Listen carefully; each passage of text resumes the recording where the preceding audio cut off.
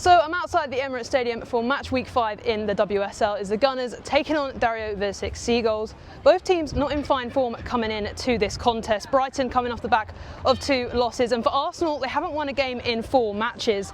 No Arsenal women's manager has ever been winless for 5. So Arsenal trying to turn around their fortunes here. It seems the title is slipping from their grasp, but the likes of Alessia Russo, Mariona Caldente, Frida Marnham, they'll be hoping to make the difference for the Gunners today. For Brighton, they are without Michelle Adjeman, of course. She's on loan from Arsenal. Same for Rosa Kafaji, which means Carla Camacho gets her first start in the WSL for the Seagulls. It's a big game for the striker from Real Madrid. Alongside her will be the likes of Fran Kirby, who is thankfully back from illness. They'll be hoping to create some goals for the Albion here at the Emirates. Of course, last time out it was 5-0. I was here for that one, but I feel like Dario Vidošić side have obviously progressed since then.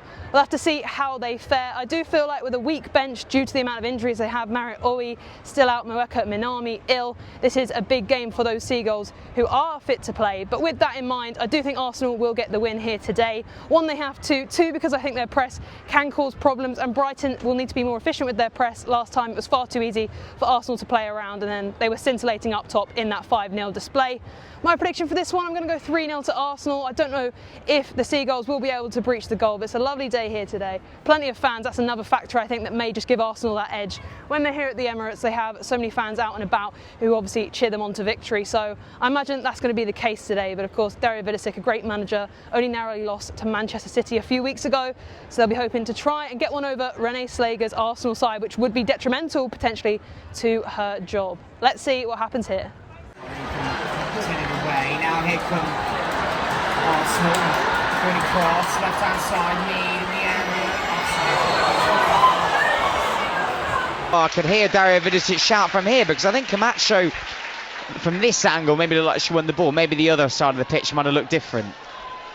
Yeah, it certainly looked like she did win the ball there. Carla Camacho on Kim Little just seemed to win it quite easily there, and yeah, Brighton halted, but it's Arsenal now. Yeah, left-hand side of the area, they win a corner. Good work down the left, got into Caelan Ford, and across came and Bowman, the defender, who got her right boot on it, and an Arsenal corner here, where be interesting to see how they get on. Do you know this season in the WSL though, Brighton have won more aerial duels than any other side? Wow. I mean, that doesn't surprise me because their stature, their centre-backs like Caitlin Hayes definitely helps them out. But yeah, that's an impressive stat, and Brighton will need to use it here to try and quell Arsenal's advances. I think Arsenal were 9th in that table. I've set it up for a goal here maybe. Just comes to the edge of the area. It might be for Smith. Just over the bar. It was actually, after all that talk about aerial duels, it was driven low, right across towards that near post, deflected to the edge of the area, and then clipped over the bar in the end. Big opportunity for Arsenal early on. Luckily for Nanadozi, the strike was just chipped over, just a yard or so over that crossbar. Yeah, and you wouldn't bet against Olivia Smith scoring there. She's got 1 goal and an assist in 5 matches, scored on her debut here at the Emirates, so it's a hunting ground for her. Loves to score a long-range shot, and that was one of those, but as you said, just goes over the bar there. And finally we're there. Arsenal 1, Brighton 0. Olivia Smith's goal for 15 minutes. Hi Dario, commiserations on the result. Firstly, I'm sure you might have seen definitely Van Domselaar was named player of the match for the game, which kind of shows how many shots you guys had in your attempts throughout the match. You kept Arsenal clinging on until the very end, I found. So will you take positive from that? Of course, the result isn't what you wanted, but for a goalkeeper to be named player of the match, that says something about your attacking intent. Yeah, look, I think so. It's never easy, to come to the home of the European champions. They're also looking to get themselves back in that winners column after four results without a win. So we knew that early on. We sort of had to weather the storm. We didn't get enough control early, and that led them to sort of start to dominate the game a little bit. And but I thought we defended well. One thing we did speak about was, if you do concede, that very quickly, especially against Arsenal, that can become 3-0 in the blink of an eye, especially if you dwell on it, if you're caught in the moment of conceding, that very quickly, especially with the quality that they have, if you're late for a second, it can result in a goal, which we felt last year, where we conceded the first, we blinked, and it was 3-0 down. So the response was terrific.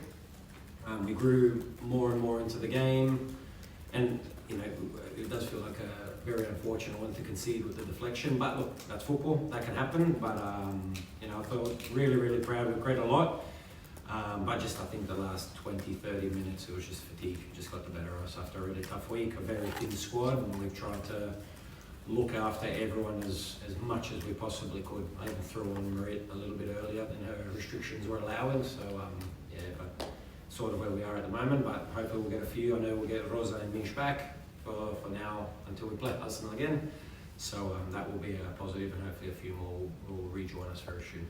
So it's full time here at the Emirates Stadium, and Arsenal have secured a 1-0 victory over the Seagulls, putting them into 5th in the table. It's a vital win for René Slager's side, who were under pressure not only in the match but in general to get some results on the board after being winless in 4. It was an Olivia Smith deflected strike which proved the winning goal. It actually came off of the full-back for Brighton, Marissa Oleslager, so really unfortunate there for the left back that it deflected off of her. It was actually a cross from Olivia Smith, so it wasn't going in. But a lot of the time, Brighton were under pressure from Arsenal. Olivia Smith did look lively, but so did Caitlin Ford on the left-hand side. Her, Katie McCabe linking up really well. Mariona Caldente looked superb on the ball in midfield. As always, obviously keeping out Kyra Cooney-Cross, who looked really good when she came on, which just shows the amount of world-class talent Arsenal have at their disposal. But as I said, it was that goal very early on. I think it came in the 15th minute for Arsenal, and then since then around 2 hours extra were played with all the additional time due to an unfortunate injury, which I'll come on to for Mylis Mpom. So yeah, that goal was very early in the match and then nothing after it. As I said, Arsenal, an onslaught of attacks in that first half, but Brighton weathered the storm very well. That's the exact phrase Dario Vidošić used at full time, and his side growing into the match. Kiko Seke looked lively, had a few shots, and of course her cross was superb and provided the best chance for Brighton to get into the match in the second half. It was a header from Carla Camacho who latched onto the cross, and it was tipped away by Van Domselaar. Great leap from the goalkeeper, which claimed her player of the match. That really shows Brighton's progression under Dario Vidošić. Losing 5-0 at this stadium last time in the dark, now a bit brighter, a bit more positive for Brighton in these next few seasons under Dario, with only a narrow 1-0 loss. But they'll feel hard done by with that save, of course, denying them other chances too. But you can't ever rule out Arsenal. Brighton grew into that second half, continuing their sort of momentum they had toward the end of the first. But you can never ever count out Arsenal's threats. They brought on several players, Frida Marnham going off, you had Stina Blackstenius coming on, Beth Mead, Chloe Kelly, so many incredible talents. But the standout was Stina Blackstenius, who had 2 great opportunities, her header clipping the crossbar, so fortune there for Brighton. And again, right toward the end of the match, she actually fired wide inside the box. I was shocked. She's obviously a prolific striker, scored that winning goal in Lisbon, which is where Arsenal travel to next. René Slager is saying she'll be happy to return there with some good memories, but obviously a different game for them in the Champions League to try and get that back on track. This is a good victory for them to be back on the road to recovery almost in the WSL. For Dario Vidošić, though, it's 3 losses on the bounce and all away from home. He was asked about that and he said he doesn't think it's that. It's more so the injuries. Of course, all they could bring on was Tahira Heron and Marit Owi. Owi was forced on because of that injury, really, to Mylis Mpom, who I found out was concussed. That's why there were so many staff and she went off on a stretcher. So a lot to talk about. But the main factor being Brighton just falling short in terms of players to bring on. As I said, Tahira Heron, who is, I believe, 18 years old, or at least part of the Brighton Academy, getting just her second appearance in the WSL this season. Unfortunately, she couldn't make the impact, and Brighton just a bit scarce for options without Michelle Adjuman, who would have been great to hold up the ball today. Brighton just at times not getting the ball to stick. But in the end, they did create some opportunities. Will feel hard done by, just like the Tottenham result. Just fine margins and another 1-0 defeat. But Brighton will push on from here. Of course, they've got League Cup action next. I'll be there at Broadfield Stadium as they take on Southampton. And then a big game against Manchester United coming up. I'll be back on BBC Radio Sussex. That was with who I was with today, rather. I joined Robin Gray as the co-commentator. So yeah, if you want to tune in at any point to BBC Radio Sussex, I'll be on there.